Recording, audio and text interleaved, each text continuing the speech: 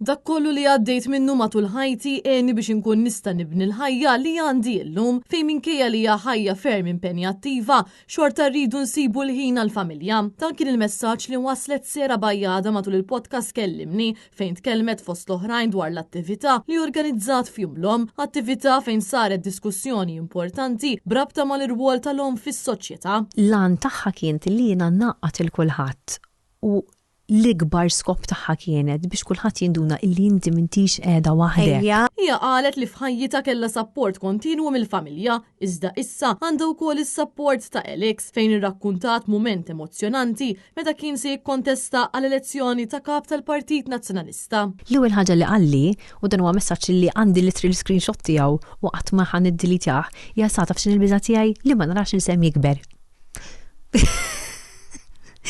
U bdik għalija fisret kollox. Which part of you does it touch? Il-fatt li naf nispjega, il-fatt li kien lest li kieku jinetlu le, kien lest li ma jidħolx għalija ġast tal-imħabba tat-tifel.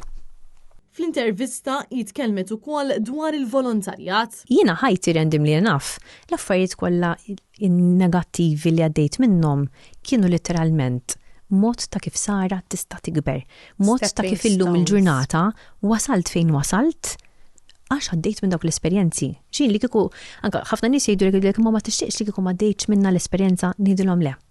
Għax jiena l-persuna li jiena l-lum il-ġurnata, il-mod ta' kif nixxerja l-istorja tiegħi, il-mod ta' kif naħseb dwar l-affarijiet, il-mod ta' kif ir-relationship tiegħi Alex hija l-lum il-ġurnata hija minħabba l-fatt li għaddejt milli għaddejt. Sera Bajjada saħqet ukoll fuq l-importanza li noqogħdu attenti x'nikbu fuq il-medja soċjali għaliex ma tkunx taf persuna minn xi tkun għaddejja. Irdu noqogħdu attenti eżatt kif nippostjaw fuq social media u x'nippostjaw fuq social media għaliex il-kumment tiegħek mhux neċessarjament ħajweġġa lili, imma jista' jagħmel ħafna ħsara lil xi ħadd li kien qed jipprova jagħmel il-kuraġġ biex jitlaq minn relationship abużiva pereżempju. Julia Falzon, Għalnet News.